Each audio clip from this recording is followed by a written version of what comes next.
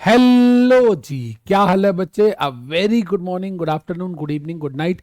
जो भी बच्चा जिस भी समय पे ये वीडियो देख रहा है, अमित सर आपने सारे के सारे red zone, green zone, blue zone जो है वो अपने जून 26 एग्जाम के लिए सारे सब्जेक्ट के ला दिए, लेकिन ईसीआईपीएल का कब लाओगे? Amit sir we are waiting for ECIPL. बच्चे सॉरी, लेकिन टाइम लग रहा था मुझे थोड़ा सा होमवर्क करने में। मैंने आपको बताया हुआ है कि मुझे हर अटेम्प्ट के लिए होमवर्क करना पड़ता है।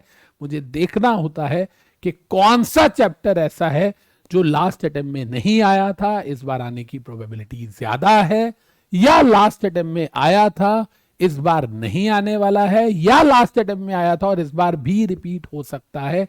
ये सारे एनालिसिस करने पड़ते हैं। एंड ये जो एनालिसिस मैं आपके सामने करके लाया हूं, जो एनालाइज करके लाया हूं, ये सिर्फ और सिर्फ लास्ट 45 डेज के लिए है।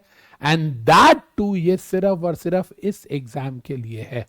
ऐसा ना हो कि कोई दिसंबर 26 का बच्चा है वो बोले सर मैं भी इसी सीक्वेंस में पढ़ लूं। No, never. ये मेहनत सिर्फ और सिर्फ, ये होमवर्क सिर्फ और सिर्फ जून 26 के बच्चों के लिए है, जिनका भी सीएस एग्जीक्यूटिव मॉड्यूल 2 ईसीआईपीएल का पेपर है। तो देर किस बात की है जी, आओ शुरू करते हैं।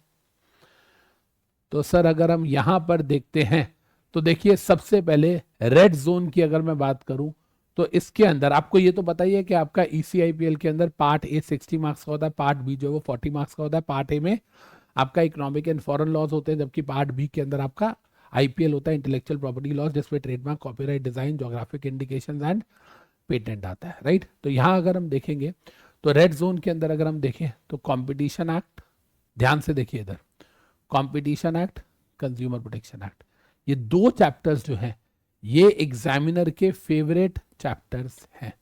एग्जामिनर इसमें से 15 से 20 नंबर का पेपर देता ही देता है, कभी भी 15 से कम आपको देखने को नहीं मिलेगा। हमेशा 15, 18, 16, 20, कभी भी आपको 15 से कम नहीं मिलेगा, 20 से ज्यादा भी नहीं मिलता। हालांकि जब ओल्ड कोर्स था, जब हम ईसीआईपीएल को ईसीआईपीएल ना बोल के ईबीसीएल बोलते थे, economic business and commercial loss, क्या आपको पता है तब उस जमाने में खाली कंपटीशन एक्ट ही 25 मार्क्स का होता रहा। और ये आईसीएसआई ने बोल रखा था कि भाई कंपटीशन एक्ट जो है ये 25 मार्क्स का आया ही करेगा। हमारा जो मार्क्स का जो हम बोलते हैं डिस्ट्रीब्यूशन था वो उसी हिसाब से था। अब नए कोर्स के अंदर कंपटीशन एक्ट और कंज्यूमर प्रोटेक्शन एक्ट दोनों को 15 से 20 नंबर का कर दिया गया है। वहीं अगर हम बात करें FCRA, RERA, FEMA and money laundering, ये चार चैप्टर्स आपके ऐसे हैं जो कि आपके 20 मार्क्स के आते हैं। तो 20 नंबर के ये हो गए और 20 नंबर, 15 से 20 नंबर का ऊपर वाला हो गया।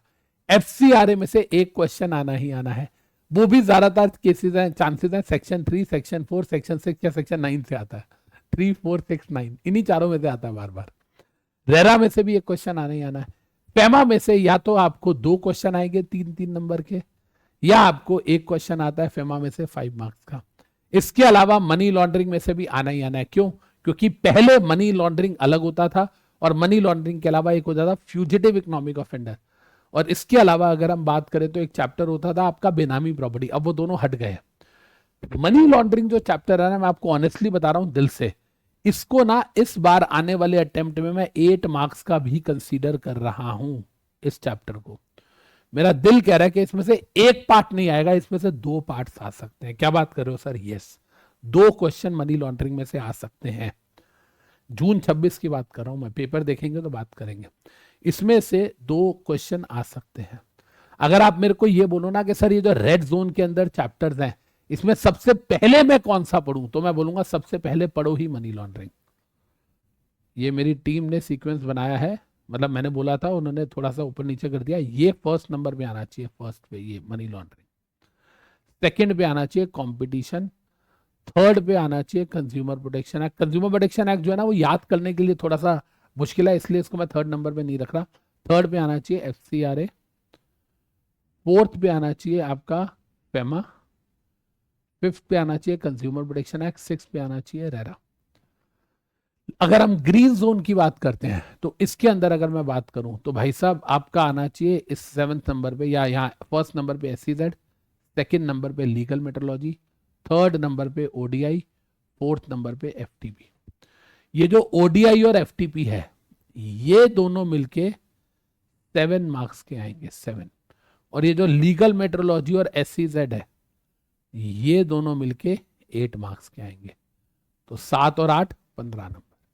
वहीं अगर मैं बात करूं फॉरेन डायरेक्ट इन्वेस्टमेंट की, एफडीआई की अगर मैं बात करूं तो ये 5 मार्क्स का आएगा। 5 FDI is for 5 marks now, 10 marks का नहीं है। ये मेरी टीम ने, वो एक्चुअली न्यू एडिटर आया तो उससे गलती होती रहती है। ये 5 मार्क्स का आएगा, राइट। तो सर अगर ये 5 का आएगा, ये 15 का आएगा, तो दोनों मिला के तो 20 हो गए। तो ये वाला मैंने कहा तो है 35 से 40 का आएगा, क्योंकि इसमें 20 मार्क्स के चांसेस ज्यादा हैं। ऐसा हो सकता है कि मनी लॉन्ड्रिंग की अकेला 8 नंबर का आ जाए और इन तीनों में से आपको 4-4 नंबर के क्वेश्चन मिल जाए। ऐसा हो सकता है कि कंपटीशन और कंज्यूमर 15 का या 20 का आ जाए। ऐसा हो सकता है कि इन दोनों में से आपको 16 मार्क्स का आ जाए और फेमा और मनी लॉन्ड्रिंग जो है ये 16 मार्क्स का आ जाए। कंपटीशन कंज्यूमर 16 मार्क्स का, फेमा मनी लॉन्ड्रिंग 16 मार्क्स का 32, एफसीआर से एक क्वेश्चन 4 नंबर का, रेरा से एक क्वेश्चन 4 नंबर का। तो ये 5 है, तो 15, 5 एंड ये अप्रोक्सीमेटली 40 की वेटेज रखता है। और याद रखिएगा ईसीआईपीएल के अंदर अगर मैं बात करूं तो आप पास होगे पेपर में या नहीं होगे, ये 2 चीजों पे डिपेंड करता है। ईसीआईपीएल में ना दो चीजें बहुत मैटर करती हैं। पहला, आपके जो इंटेलेक्चुअल प्रॉपर्टी लॉज हैं, patent, trademark, copyright, design, geographic indication, इसमें आपका कैसा कंट्रोल है। और दूसरा, ये रेड जोन वाले चैप्टर्स में आपका क्या कंट्रोल है। ये वाले चैप्टर्स आप छोड़ के भी चले जाओगे ना पेपर में, मैं नहीं कह रहा छोड़ के जाओ, लेकिन कोई ऐसा बच्चा है जिसने आज तक ईसीआईपीएल हाथ ही नहीं लगाया और अब पढ़ रहा है 45 डेज है, सर मेरे को तो सब्जेक्ट का ई भी नहीं पता ईसीआईपीएल का, मैं कहता हूँ वो ये हाथ भी ना लगाए, खाली ये रेड जोन वाले कर जाए और वो वाले कर जाए इंटेलेक्चुअल प्रॉपर्टी वाले, 100% पास हो जाएगा। इसमें से ही पेपर 80-85 मार्क्स का बनेगा ही बनेगा। लेकिन अगर आपने पहले पढ़ा हुआ है तो छोड़ के नहीं जाना है। मैं आपको पता ही है, मैं पेपर लीक की वीडियो लाता ही हूं, है ना, कि पूरा पेपर इसमें से आएगा।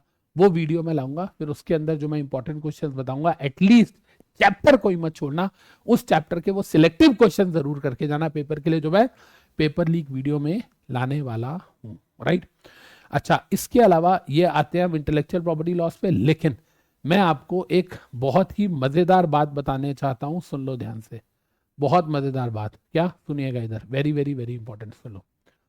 ईसीआईपीएल इज द ओनली सब्जेक्ट जहां आपके पास्ट ईयर एग्जाम क्वेश्चंस बहुत ज्यादा रिपीट होते हैं। क्या बात कर रहे हो सर? यस। मैं कभी नहीं कहता कि सुचित्रा प्रकाशन का स्कैनर लो या टैक्समैन का स्कैनर लो, मैं कभी भी नहीं बोलता, ठीक है। लेकिन इस सब्जेक्ट के अंदर मैं बोलता हूं कि लो, ईसीआईपीएल के अंदर जो स्कैनर आपको अच्छा लगता है वो लो, जो स्कैनर अच्छा। मेरा वाला परीक्षा स्कैनर नहीं, मेरे वाला परीक्षा स्कैनर तो पास्ट ईयर और फ्यूचर ईयर दोनों क्वेश्चंस होते हैं उसमें, इसमें पास्ट ईयर क्वेश्चंस मिलते हैं आपको। और ईसीआईपीएल में पेपर में क्वेश्चंस बहुत ज्यादा रिपीट होते हैं, बहुत ज्यादा मतलब बहुत ज्यादा। तो अगर आपने इसमें अपना जो भी टीचर आपका पढ़ा रहा है, चाहे वो जैसे मैं मॉड्यूल से पढ़ाता हूँ, चाहे मॉड्यूल से पढ़ रहे हो चाहे उनके हैंड रिटन नोट से, साथ में आप परीक्षा स्कैनर मतलब अपना कोई भी स्कैनर ले लो, पास्ट 10 ईयर क्वेश्चन आपका काम हो जाएगा।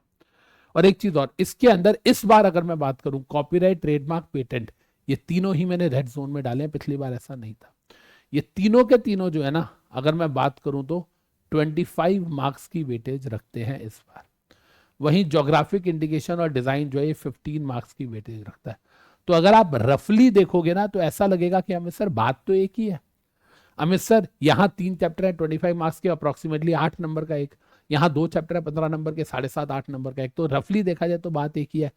हाँ कह सकते हैं, लेकिन मैंने इन दोनों को एक साथ इसलिए रखा है क्योंकि ये दोनों जो है इसमें ऊपर नीचे हो सकता है।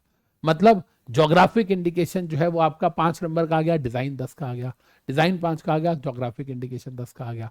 तो इन दोनों में सेटलमेंट एडजस्टमेंट हो सकती है।